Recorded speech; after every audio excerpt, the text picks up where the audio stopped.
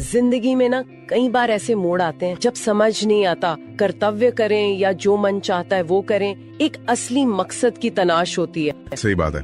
और महाभारत के अर्जुन वो इसी कश्मकश का एक बड़ा उदाहरण है। हाँ बिल्कुल। हाँ। और आज हम इसी पर थोड़ी गहराई से बात करेंगे।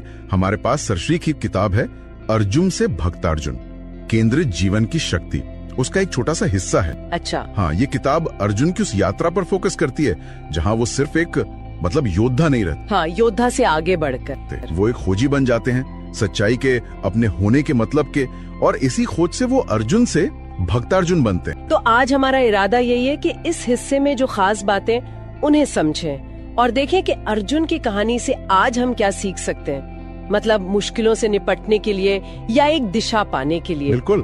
तो पहली बात जो मुझे काफी दिलचस्प लगी वो ये कि अर्जुन सिर्फ योद्धा या बेटे, पति, शिष्य नहीं थे, बल्कि एक खोजी थे। हाँ, ये बहुत अहम नुक्ता है।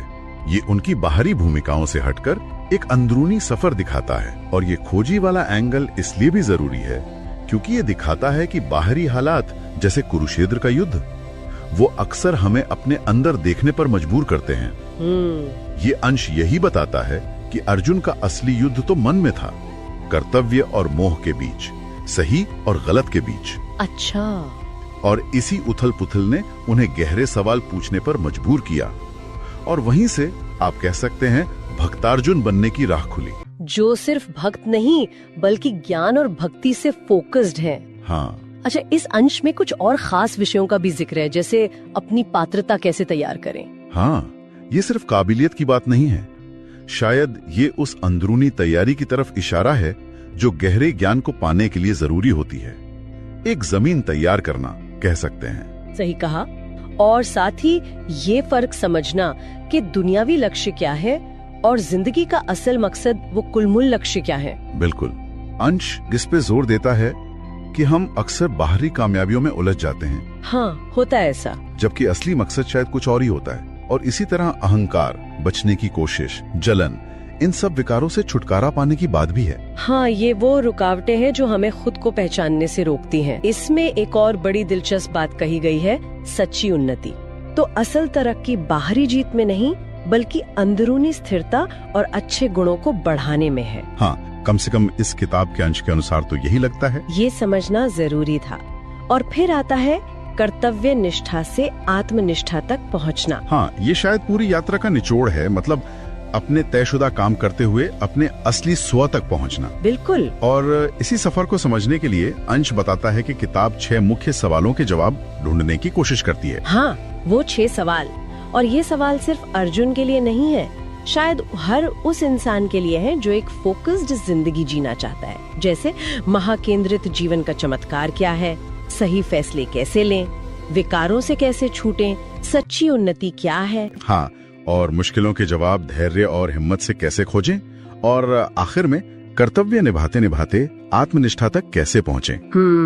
अंश इन सवालों पर इसलिए भी जोर देता है क्योंकि ये अर्जुन की दुविधा की जड़ में लगते हैं। कर्म, निर्णय, शुद्धि, प्रगति, धैर्य और आत्मज्ञान, ये किसी भी सार्थक जीवन यात्रा के लिए जरूरी चीजें हैं। और जो बात इस अंश को और भी ज्यादा प्रासंगिक बनाती है वो ये है कि ये अर्जुन की उलझन को यूनिवर्सल बताता है। कुरुक्षेत्र में अपनों के खिलाफ खड़े होने का उनका संघर्ष वो हर इंसान के अंदर चलने वाले संघर्ष जैसा है, जहाँ कर्तव्य और भावनाएं टकराती हैं, जहाँ हम जिंदगी का असली मतलब ढूंढ रहे होते हैं। सही कहा।